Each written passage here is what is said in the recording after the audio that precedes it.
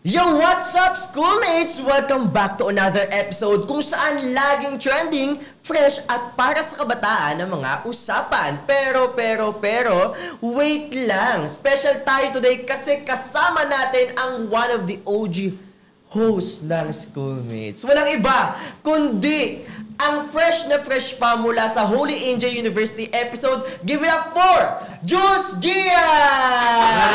Maraming salamat, James. Grabe talaga yung energy mo. Yes. And sobrang saya talaga na nandito lagi sa Schoolmates. And of course, dito sa Schoolmates, bidang-bida ang mga kabataan dahil ang mga kabataan din naman talaga ang nasa front lines ng pagbabago. Exactly. At speaking of pagbabago today, pag-uusapan natin ang bagong mukha ng pagpoprotesta. Hindi lang tulad ng kamakailang protesta na nangyari sa kalye ng EDSA at Mendiola Plaza, kundi pati na rin sa social media. Tama ka dyan, James. Ito yung tinatawag nating digital activism. Marami kasi nagsasabi na mas mabilis, mas accessible at mas malawak ang abot ng social media protest. Pero sapat na ba ito para masabing tunay na pagkilos o hanggang online lang ba ito? Kasabay niyan, sisilipin din natin ang controversial na issue ng Nepo babies. Ooh.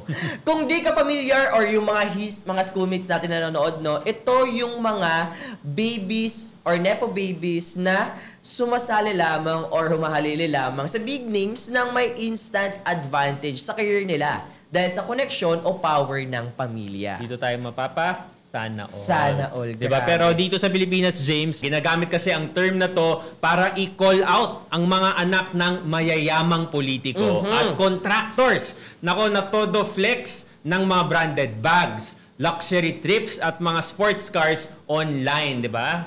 Mga confident pa sila. Oo. Pero habang sila ay nabubuhay, reyna at hari, ang pera raw ay galing daw sa mga proyektong puno ng korupsyon. Tulad na lang nitong, napakainit na usapin ito. Totoo. Itong flood control deals na questionable. Kaya yon, mas lalong nagagalit ang mga tao. Kaya ngayong gabi, makakasama natin ang tatlong Gen Z students na vocal sa kanilang opinyon at aktibo rin online. Let us introduce yourselves, guys. My name is Miguel from ICCT. Yeah. Very natural lang siya. Oo. Next. Hi guys, my name is Ella from STI Balagtas. Yes. I'm Patrick Medina from ICCT. Alright. Okay, so welcome to the show. Yes, Miguel, Ella, and Patrick. Okay, so pag-usapan natin, mag-throwback tayo doon sa pinakaunang issue or campaign na naging vocal kayo online. Ano ba yung, siguro first na may isip ninyo, ano tong pinaka-issue na to? Sa'yo, Miguel. Okay, so first issue, siguro sa akin yung sa vocal sa Facebook sa Soji Bill. Yes. Yun. So para sa akin, ang stance ko naman doon, lahat naman ng gender, so kahit anong gender ka, dapat irespeto. Totoo. Yun. Kasi syempre, yung respeto naman kasi, binibuild up yun . Diba? Irespeto mo ko, irerespeto kita. Yun yung stance ko doon. Soji Bill for Soji you. Bill. And of course, importante rin kasi na lahat din naman kasi ng tao ay saklaw ng Soji. Diba? Yes. Tama. Tama. Yes. Hindi lang siya for one community na LGBTQIA+. It's right. for all. Lalaki, Yun yung babae, common heterosexual misconception or what. kasi. Oo, It's for totoo. everyone. So thank you for that. How about for you, Ella? Sa akin naman po, back sa past administration pa to, but yung freedom of speech, most especially sa journalism, back then kasi I was a UM student, so I planned to become sa broadcasting, ganyan. So parang sa akin yung nagkaroon ng issue yung sa red tagging and all, na-worry ako Kasi paano pa kami makakapag-express ng opinions namin, ganun. Doon na siya nag-start. Malayang pamamahayag para sa lahat. Yun yung pinakaunang issue ni Ella. How about for you, Patrick? Yung sa flood control. Kasi hindi ako vocal in terms of social media until nung nakita ko yun. Kasi hindi lang naman kabataan ang naapektuhan sa ganong klaseng issue, kundi lahat ng tao. At hindi lang naman sa buong Manila, kundi sa buong bansa din. So parang mas nagkaroon ako ng courage na mag-speak out para kahit papaano, may makarinig pa rin kahit papaano. Grabing bigat talaga ng dinulot ng flood control, no? Kahit ang mga introvert ay nag-ingay social media. Sa At social lumabas din yung iba. Oo, at lumabas at introvert. sumigaw talaga para ilaban. Sino ba naman kasi James ang hindi manggigigil, di ba? Yes. May pondo pa lang naka-allocate tapos sa Totoo. iba ginamit. And knowing na hindi pala mahirap ang Pilipinas, sadyang puno lang tayo ng mga corrupt politicians and corrupt officials. And with that being said, no, sa mga first or mga bago nyo lamang na naibigay na hinaing sa social media, sa tingin nyo, ano ang pinakamalakas na epekto ng social media protest? Nakaka-influence ba ito ng public opinion o nakukulong lang tayo sa echo chambers? Yes, Ella. I think po sa social media, when it comes to social media kasi it's the reach and the convenience of delivery. Kasi one post, one click, madaling ma-reach ng thousands to millions of people. Right. So, yung mga hindi kayang mag-voice out, like sumama sa street protest, nagagawa nila yan through social media eh. So, Totoo. Maganda rin yun, no? Kasi may mga experiences din ako na diba? Siyempre, yung iba malayo para pumunta sa Luneta or sa Mendiola to voice out their advocacy or what. Maganda rin talaga maging platform ang online para kahit papaano, kahit wala ka man sa actual na lugar kung saan ipinaglalaban yung karapatan na iyon, at least na mo voice out mo rin siya sa online platform. Saka important yung social media kasi dito mo magigauge yung ingay, di ba? May ingay ba talaga about this Totoo. particular issue? Pero ang pinaka-importante kung magta-translate ba siya sa labas din. Which is in recent, Right. sa Luneta, sa EDSA and other cities, nakita naman natin siya. Ikaw naman, Mix. Yung paggamit ng mga platforms like social media, nakakatulong talaga siya eh. Kasi syempre, for example, yun nga, may mga tayo. For example, sige, introverts. So, lagi sila nasa bahay lang. Pero gusto nilang yung hinaing nila ay mapakinggan nang hindi masyadong nagsusocial. So, sige, popost ko to sa Facebook, sige. Then, from Facebook or kahit anong SOCMED, pwede sila makatagpo ng mga ibang tao na papareho ng insight na oo, ganyan. Tapos magkakaroon ng support system. Then, from that system, magkakaroon ng community. And that community, pwedeng gumawa ng page. Then, mag-start na sige, ilabas natin to, mag-brainstorming ba tayo kung ano pa yung mga nakikita nating mali sa lipunan na pwede nating paingayin para magkaroon ng mabigyan ng atensyon.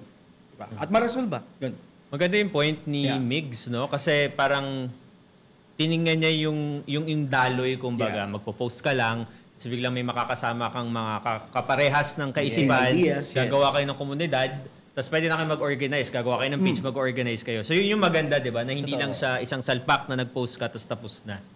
At sabay-sabay niyong may paglalaban yung right na alam ninyo. Correct. Okay. Para sa akin, nakakapagpabago to ng public opinion. Kasi sabi nga kanina na kahit introvert, nagkakaroon na ng chance to speak out. Katulad ko na kahit hindi kami nakakapagprotesta physically, wala kami dun sa Luneta, na may chance kami at meron kaming pwedeng gawin para kahit papaano yung voices namin is ma-heard kahit naman through social media. Sa kahit anong platform man yan, may way kami para maglabas kami ng saloobin namin na kahit kami, mga teenager pa lang kami, may mga ways na kami para kahit paano maglabas kami ng sarili naming opinion sa ganitong klaseng issue sa Pilipinas. With that being said, no, do you think online protests are as powerful as the physical protest? Anyone can answer. Yes, Ella. I think po, when it comes to power, parang hindi siya dapat sineseparate. I think that online protests and street protests are interconnected kasi yung mga rants online, those are the same rants na naririnig natin sa bus, in between traffics. Yun din yung pinoprotesta ng mga tao sa streets eh. So hindi talaga sila like magkahiwalay or you cannot compare the two. Yes. Pero kasing iba, parang binabangga nila na dapat daw nasa kalsada kayo mismo, nasa lansangan kayo mismo. So anong thoughts nyo doon na parang binebelittle nila yung mga online post as to nandun mismo nagpoprotesta sa kalsada? Anyone? Kasi meron tayong term na slacktivism. Slacktivism. Yeah, totoo. Yeah. So, yun yung mga tao na kung saan, nag-share ng post, nagla-like, nagre-react. Pero hindi naman talaga 100 committed dun sa post na yun. Talagang lang sila, parang, ay, trending to. Sige, makikitrend nga ako. Pero syempre, meron din naman talagang nag-share na talagang sinasang-ayunan niya, talagang, ay, go ko to. Same idea ko to. Ito dapat yung, dapat na ilaban, dapat na ipaglaban. Kasi may ibang ganun. I mean, hindi rin naman natin masisisi na iba dahil trending siya, pinag-uusapan. Porket uso. Sasakay yung iba. Yes. So, ano thoughts mo dito, Patrick, na paano natin masisiguro na hindi lang nakikisabay yung mga kabataan, yung mga netizens natin dahil trending lang siya? Paano natin masusustain, kumbaga? Para ho sa akin, siguro, mas kailangan nating tignan kung ano man yung share natin. Kasi, minsan kasi may mga tao nag-share ng mga either good or bad opinion. So, minsan naghahalo yun eh. So, parang yung mga, kung mag-share ka ng something para lang makiuso or ganun, parang mas maganda muna sanang tingnan mo muna kung ano talaga yung nangyayari sa post na yun at kung ano yung, ano ba talaga yung nandun sa post na yun. Para kahit papaano, pag nag-share ka, hindi masyadong magkakaroon to ng impact, lalo na sa mga tao. Kasi marami pa rin tao na may chance ang magsabi ng kung ano na sa online. So, Yes. aralin mo muna. Alalimin mo yung kaalaman mo. And speaking of that, no, sa pagpo-post natin online, kasi parang some of the influencers na alam naman natin na bihira lang bumoses about this, ang mga bumoses pa ng insensitive way. Like for example, may social media influencer na nag-post ng ganito na parang isinisisi sa politician or gobyerno ang kahit anumang kasamaan na nangyari sa buhay niya. Like for example, nagsusuklay siya pero sinisi niya yung gobyerno. Parang insensitive way siya, no? Para kumuha lang ng clout about it. Na parang may other way pa naman na gamitin mo yung platform mo sa mabuting paraan. Lalo pa, knowing our situation, di ba? Sobrang bigat ng mga nangyayari. So, better yet na i-check mo yung privilege mo and also check your platform. Gamitin mo yung platform na yun para mapaghikayat pa ng mga taong para ipaglaban kung anong tama.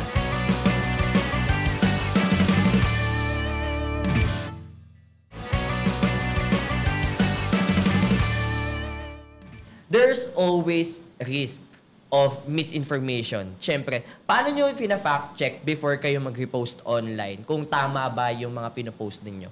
Patrick? Siguro, ang ginagawa ko is, check ko kung maayos ba yung source, kung maganda ba yung pinaparating, yung pinapahiwatag ng post, at kung maayos ba yung message nito. Kasi kung mali man yung masabi ko, parang magiging pangit sa yung engagement, yung kalalabasan ng akin. So, parang para sa akin, mas gugustuhin kong mag-post ng something na a little more informative rather than just, posting some random na post lang ng post. Yun. Totoo. Lalo pa sa panahon natin ngayon, no?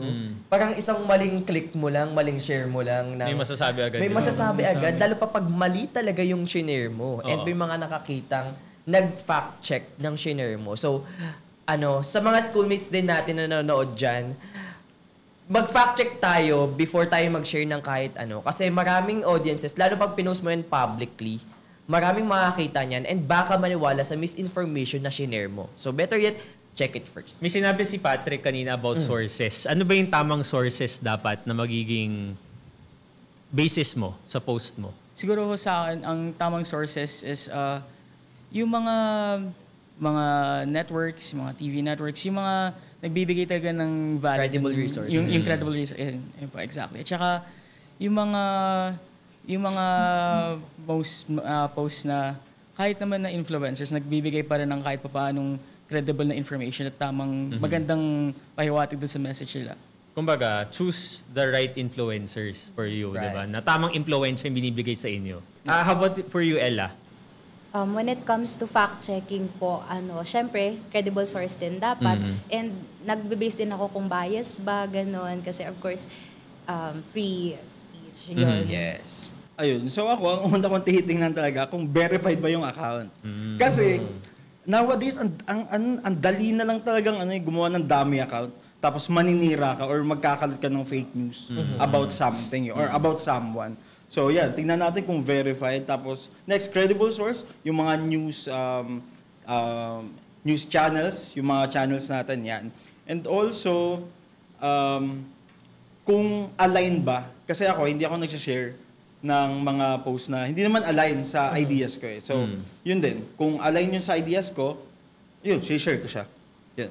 Yun, pero James, ingat din tayo doon sa ano. I mean, tama, no? Na kung i-check Verified. natin kung verified yung account. Pero minsan kasi ngayon, like on X, Yes. pwede mo nang bilhin eh. Para maging verified or magka-blue Yeah, check. oh. Unlike before Elon Musk, di ba? Nice. Talagang ano, merong level Kailangan of may credibility. papatunayan ka muna. Yes, bago ka magkaroon ng blue check. So, kailangan din tayo maging aware doon. Siguro before we proceed lang, James, dun sa next na topic, no? Kapag pinag-uusapan si misinformation, important na malaman ng mga schoolmates natin na may actually, maraming bagay ito, pero 2 points na lang gusto kong ilagay dito. Yung disinformation, tsaka misinformation. Kapag sinabi mong disinformation, meron siyang intent na manlito. Yung misinformation naman, pwedeng biktima kayo eh. Nagkamali na. Oo, yung nag-share, pwedeng biktima lang din siya. Yun yung misinformation. Pero kapag may intention talaga na, teka, ibahin ko to para pumanig sa agenda ko, yun yung disinformation. Kaya kailangan maging wary Wise. tayo doon.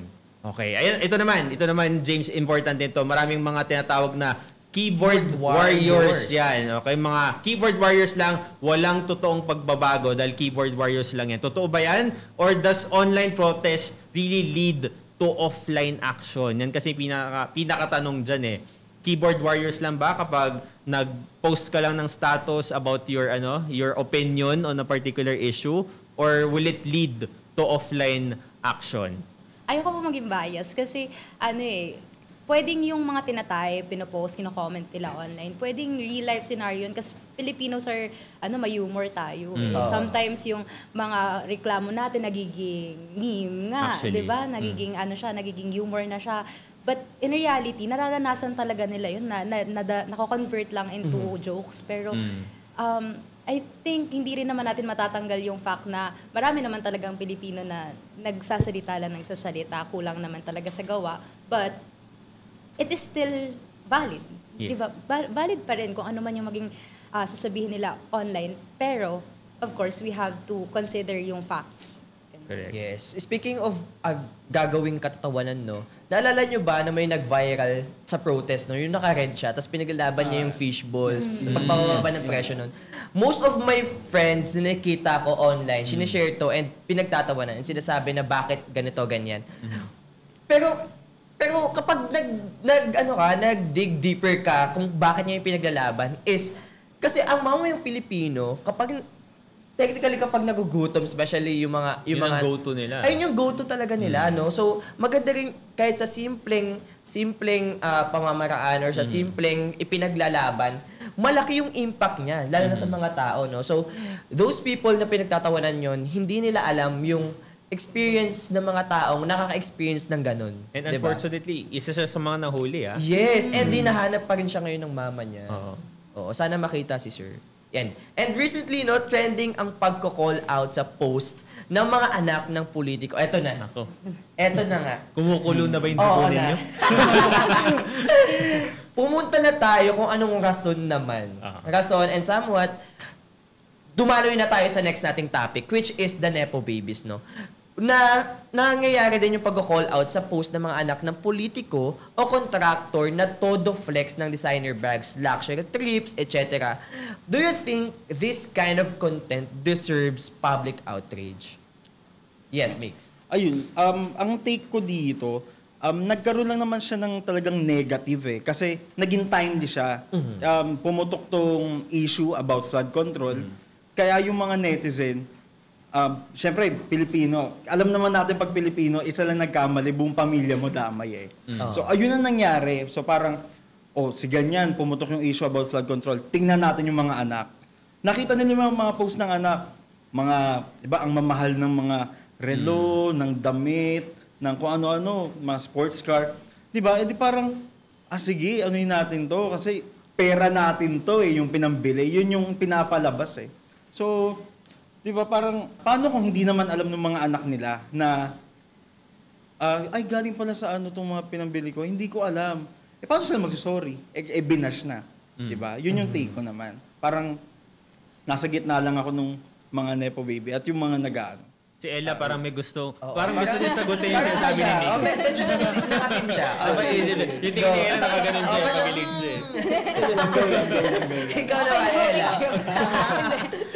Actually, in my opinion, valid yung outrage ng mga tao kasi thanks to social media na witness natin yung ganong pagpa-flaunt nila ng yaman nila. Yes. Uy, yaman nila. Pero ano kasi, valid yung outrage ng Filipinos for me because kung based on investigations na galing nga talaga sa ghost projects, yung pinang-flaunt nila ng yaman nila, then it's unequal, inequality na agad yun eh. Kasi Filipino sila, nakukuha nila yung mga ganon kamamahal na materials while other Filipinos, hirap na hirap makabili ng class A, hirap na hirap makabili ng basic needs pa lang, hirap na sila. So it is really, a point of inequality. Alam nyo, kaya rin super gets ko yung mga celebrities and yung mga other businessmen na sobrang galit na galit sa sa corruption ngayon. Kasi knowing na sila yung biggest na nagko-contribute ng taxes. Kunwari ikaw na nakawan ka, tapos nasimot lahat ng pera mo. Anong reaction mo? Anong reaction mo sa nangyaring yun? Siyempre, automatically, magagalit ka. Which is nagalit din yung mga taong nakuwanan, yung mga nanakawan. And feeling ko valid rin talaga yung yung galit ng mamayang Pilipino, knowing flaunting those luxury items and luxury bags and cars. Parang yung rule of thumb usually dyan, pag account mo, parang rules mo. Pero kasi mag-iiba yung public standard dyan. Lalo na kung anak ka ng politiko. 'Di ba? Right. Parang may batas diyan doon sa ethics, Yeah, code of ethics, oo, 'di ba, oo. na yung ostentatious na pag-show ng living mo dapat simple lang. So kapag ikaw bilang politiko, simple yung pamumuhay mo, pero yung mga anak mo naman talagang fino-float lahat. So parang may disconnect doon. So yun yung kailangan maging mindful yung mga politiko na gawin niyo naman consistent, 'di ba? Kung gusto niyo malinis yung image niyo, sabihan niyo naman yung mga anak ninyo, Mahal lang muna. na hindi kayo lang yung malinis. Tsaka dapat maging genuine din sila doon. Yun nga, we're still here on the issue of Nepo babies. No? Yung tanong dito, do you think children of politicians and contractors should also be held accountable for their families' corruption issues kahit hindi sila direktang kasangkot? Medyo tricky siya. Yes, Kasi ang di ba tricky nito, anak na sila eh. So anong pananaw niyo dito? Patrick, let's start with you. Para sa akin, kasi like sabi nga ni Miggy kanina, yung mga anak, parang hindi nila alam kung ano yung nangyayari sa ginagawa ng parents sila. Parang tina-target kasi natin sila if hindi natin tina-target yung mismong yung politician. Parang tina-target natin kung ano yung pinakamalapit sa kanila. Either yung anak man o yung asawa man. Kasi parang mas mas nagiging aggressive siya para sa akin. Mas aggressive thinking siya na mas tina-target mo yung other people. Kasi mali mo nga naman, hindi naman alam ng tao kung ano yung nangyayari sa parents niya or kung ano ba talagang nangyayari sa likod nung curtain na nangyayari, yung ginagawa ng mga magulang.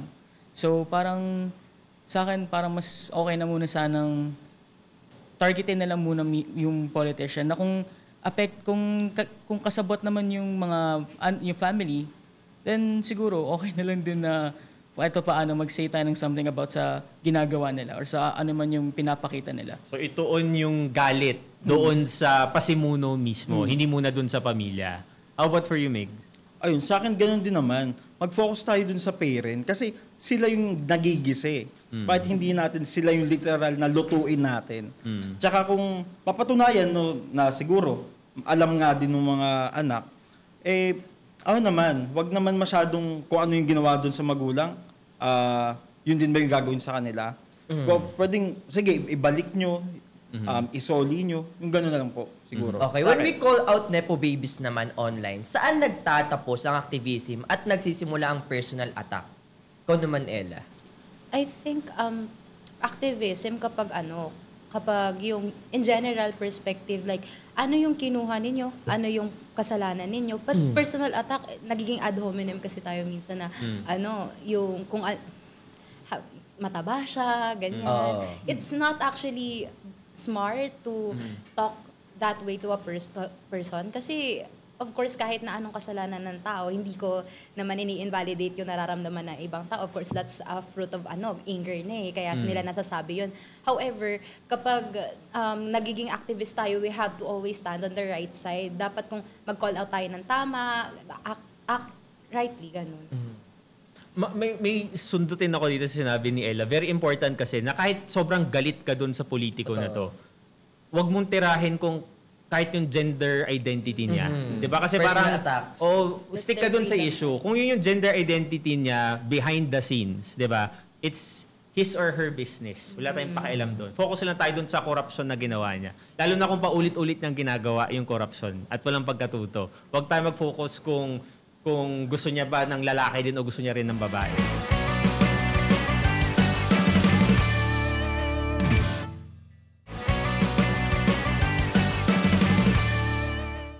Alright, schoolmates, bago tayo lumalim sa discussion natin ngayon, no, let's play a quick game called Protest or Call Out.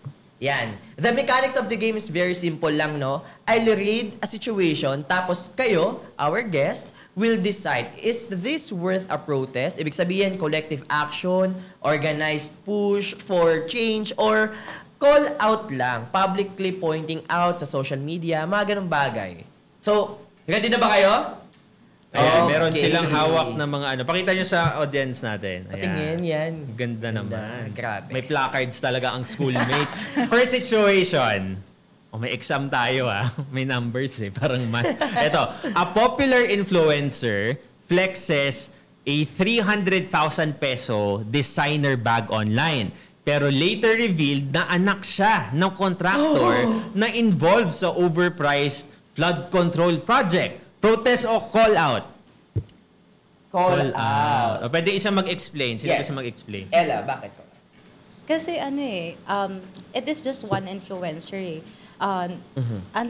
is it that much ba na, well, I know, kung mapatunayan na Nepo baby siya, ganyan,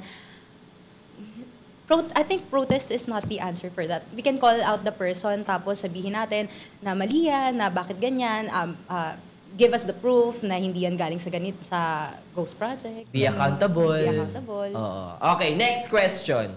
A city mayor appoints his son as youth consultant. Kahit wala itong experience, pero may 80,000 pesos monthly salary. Oh no. Protest or call out? Go! Protest. Why, Patrick? Para po kasing magiging red flag yun sa tao na bakit ganun yung nakukuha at bakit saan ba to nanggagaling? Oo. Like sa tamang way ba to nakukuha or sa something na hindi dapat gawin? Kasi kung pera yun ng tao, parang ang pangit lang na mapupunta yun sa isang tao na magbe-benefit ng pinaghirapan natin. And unfair treatment yun, no? Kasi kunwari, co-workers kayo. Tapos sa iba, sobrang hirap ng ginagawa nila. Tapos yung may kita mo, yung isa, ayun lang yung ginagawa niya, pero mas mataas yung sweldo niya. Diba? Ano mo yung feel niyo doon? Diba? Saka walang experience Oo, diba? Yun diba? yung point doon. Ito, sunod naman. A celebrity Nepo baby lands a lead role in a government-funded cultural project kahit maraming mas qualified na mga young artists. Protest or call out? Go! Oh, Mix, ikaw yung nag-iibang protest. Bakit? Kasi parang ipasok ko na lang din yung parang yung kanina na tanong. Parang papasok ko rin dito yung parang family dynasty.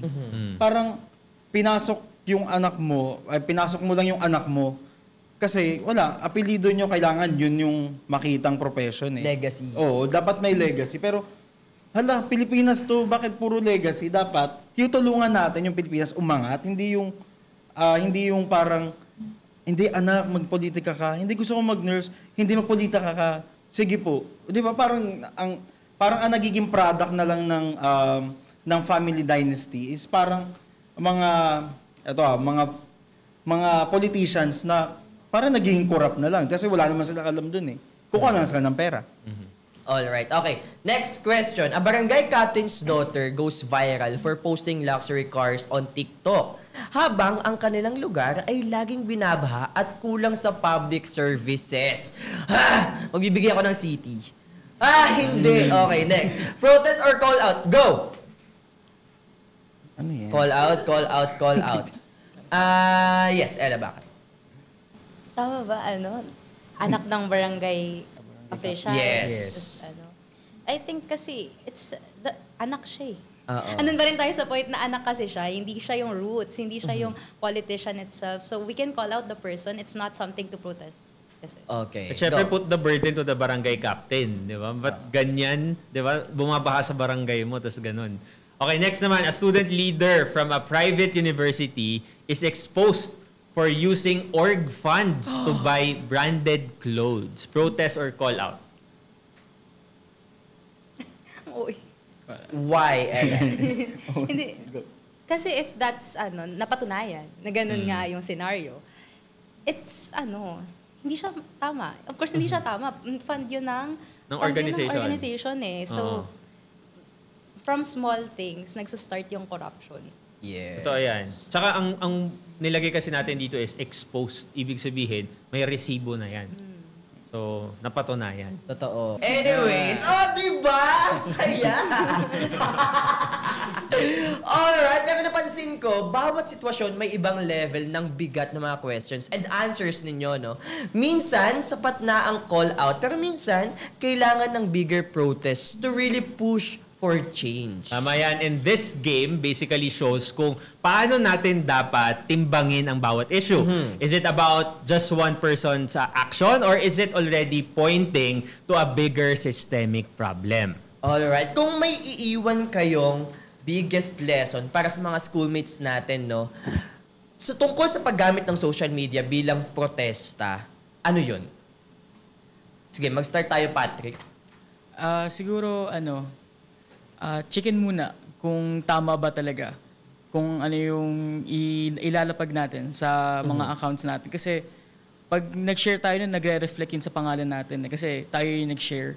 So parang it sends a message kung ano ba talaga yung pinaniniwalaan natin, ano ba talaga yung believe natin na kung tama ba yung ginagawa ng isang tao, maayos ba yung ginagawa ng isang tao. So para sa akin, ang masasabi ko is think bago muna ipagkalat sa social media. Comics. Ayun. So, sa mga kabataan dyan, kaya sa atin, so tayo yung generation na kung saan tayo yung tutok talaga sa social media.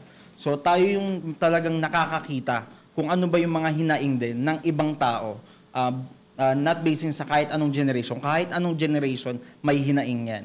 So, kailangan pag-isipan natin kung tama ba yung stance nito? Kailangan bang ipaglaban to o kailangan may i-call out lang din? So, i-protest ba to dapat o kailangan lang bang i-call out lang to para sa susunod ayusin na? Yun lang naman po. Ikaw, Ella. For sa mga kabataan na sa online, nagpo-post ng opinions nila, you have to think smart and be brave. Of course, matagal na sinasabi sa atin, maging matalino ka sa pag-post mo, sa mga sinasabi mo online. You know, yung opinions nilang dalawa, that's right. But be brave kasi the moment that you start activism online, binibigay mo yung sarili mo publicly yung Yes. opinions mo. So dapat kung ano yung sinimulan mo, kung gusto mong may a real change, kailangan mo siyang tuloy-tuloyin, kailangan mong maging matapang because people will call you out kung anong mali mo and not everyone will believe the things that you believe kasi. Actually, totoo yan. May certain burden na ibabato sa'yo yung publiko. Kahit hindi mo obligation, di ba, na magtuloy-tuloy since sinimulan mo na, merong certain level of responsibility. And speaking of that, sa dami ng issues ngayon, no, mula sa mga Nepo babies, sa malalang korupsyon, sa tingin nyo ba, mas handa na ang Gen Zs na hamunin ang sistema kaysa sa mga previous generations? Why or why not? Patrick? Siguro sa akin, hindi muna. Kasi hindi naman lahat ng kabataan ngayon same ng mindset sa other ones eh. Hindi naman tayo lahat magkakapareho ng utak. Lahat tayo may kanya-kanya tayong opinion, negative man o positive. At may pro man yan, may con man yan. So parang, para sa akin, hindi muna. Kasi hindi lahat naman ng, hindi naman lahat ng kabataan is mag-progress in the same way na other ones do. So not yet si Patrick. How about you, Migs? Ayun, para sa akin yung mga Gen Z ngayon, matapang eh. Yung, nasa kanila yung tapang. Yung talagang na-outshine nila yung tapang ng ibang generation. Siguro, ang masabi ko na lang, wag puro tapang. Yun na nga eh. Kasi ang nangyayari kasi, yung mga nakikita natin, di ba? Sa Menjola, parang puro tapang. Tapos, di ba, may isa pang establishment doon na pinagbabasag. Tapos, meron din yung mga signs sa street na tagang sinira-sira. Parang, ang tapang, sobrang tapang. Pero parang, sa sobrang tapang, nawawala na yung gusto, yung purpose nung ginagawa nila. So, nalilihis yung mensahe. Yeah. Kaya dapat, be careful sa action. Dapat ginagamitin din ng isip, ng utak. Siguro before Ella, no, let's put context doon sa nangyari sa Mendiola. Until now, merong investigation na ginagawa kung organized ba sila or what. Kasi yung funded ba sila? isang organized group like Bayan, dinis-own nila eh. Hindi raw sa kanila galing yung grupo ng mga kabataan na nanira ng mga gamit. So, abangan natin sa mga balita kung ano ba talaga yung facts doon. Ella? For me, while yun, may mga ganun klaseng issue pa rin pagdating sa mga kabataan na sometimes we're rowdy, hindi makontrol. But we're there. We're going there kasi information are available online. Kahit paunti-unti natututo yung karamihan ng mga kabataan. It's just that we have to know how to control. We have to know how to properly deliver the message to the people. Ganun. And finally, no, para sa inyo, ano yung susunod na hakbang para gawing mas meaningful ang digital activism? Paano natin sisiguraduhin na ang online outreach ay nagiging offline change? Yes. Kahit isa lang yung sumagot. Go, Ella. Para sa akin, it always starts within you kasi. Paano kung nagko-call out ka, you do activism, pero hindi mo yun ginagawa sa sarili mo, puro ka lang salita. Kahit na nagsasalita ka sa ibang tao, pero yung nakikita nila sa'yo, taliwas sa kung ano yung gusto mong gawin nila, you're not, an example, a good example for other people. So, they will feel na, bakit ko gagawin yan? Ikaw nga na nagsasabi, hindi mo naman ginagawa. Tama. Nice conclusion yun, no? Oo. Pero ikaw, James, anong thoughts mo dito? Ako, yung takeaway ko about it is, the power of the people is greater than the people in power. Kasi mas makapangyarihan talaga yung mga taong bumoto sa kanila. Kasi sila yung may mga karapatan, 'di ba, na maghalal kung sino yung dapat mamumuno sa atin. At sila rin ang may karapatan para tanggalin yung mga namumuno na 'yan. So napaka-importante ng protesta, no? Kasi kung walang protesta, walang pagbabago. Like for example, simulan natin sa school para mas makarelate ang bawat schoolmates natin. Kapag may mali na nagawa ang presidente ninyo, ano ang inyong gagawin? Malamang sasabihan ito, no, na kung ano yung mga further na dapat magawa para ma-improve kung ano ang sistemang nangyayari sa inyong room. Same lang yan dito, no? Ang mga nagpoprotesta ay ginagawa ito para na rin sa kapakanan ng karamihan. Kasi hindi naman nila ito ginagawa for the sake of nothing, eh. Kasi ginagawa nila ito for a change. May nakita silang mali para ipaglaban at maituwid ito. Pero sa akin yung main thoughts ko dito, 3 points siguro, on activism, protest, and corruption. On activism, ang pinaka rule of thumb ko dito is walang pinanganak na mulat. Diba? Lahat tayo merong prosesong pinagdaanan para maging maalam sa bawat issue. Diba? Pwedeng mababaw pa yung kaalaman mo sa isang issue, tapos yung ibang mga tao sa online, i-cancel ka, i-call out ka kasi mali yung pananaw mo. Pero we need to take a step back minsan to understand na baka ito lang kasi yung karampatang impormasyon na meron siya during that time. So let's give people a chance to, learn further about that particular issue. On protest naman, kaakibat ng aktivismo, maraming iba't ibang forma ng protesta. Yun nga, pwedeng online, pwedeng physical, di ba, na nasa lansangan ka mismo. Ang tindig ko dito mula noon hanggang ngayon, talagang walang mas matimbang kung ano yung mas mabigat na protesta. Kasi pwedeng yun lang yung kakayahan ng tao na mag-online protest siya, yung iba naman may kakayahan na lumabas. So siguro, ang lagi ko rin sinasabi dito, wag natin singilin yung ibang tao kung ba't hindi sila sumasama sa protesta. Kasi kailangan natin unawain na baka wala silang kapasidad, hindi nila kaya iwanan yung trabaho nila para magprotesta. Pero ang mahalaga dito, kung kaisa natin sila dun sa panawagan, yun yung pinaka-important. Bilang huli sa korupsyon, lahat tayo galit na galit dito. Yes. Ang pinaka-importante dito is, wag nating itigil yung galit. Kasi hindi pwedeng during tag-ulan o tag-baha lang. Tapos kapag summer na, okay na kasi walang baha. Dapat magtuloy-tuloy yan at i-extend natin yan tuwing eleksyon. Diba? At pumili tayo ng karapat-dapat talaga. Matuto na tayo dito at yun yung gawin natin basehan para pumili ng mga deserve nating mga leaders. Right. Kaya naman maraming salamat sa mga guests natin ngayon. Migs, Ella, and Patrick. Maraming salamat sa inyo. And of course, maraming salamat din BP Studio! Thank you so much. Maraming salamat po. Grabe, ang dami namin ngayon. 100 kami. Hindi nyo na nakikita. Hello sa Maraming general salamat dyan. admission. Oo. And with that, sa bawat kwento, sa bawat issue, may boses tayong mga kabataan. Kaya sumali, makinig at makiisa dahil ang opinion nyo ay mahalaga. Kaya naman sabay-sabay nating isigaw sa buong mundo, Schoolmates, may pakialam ka!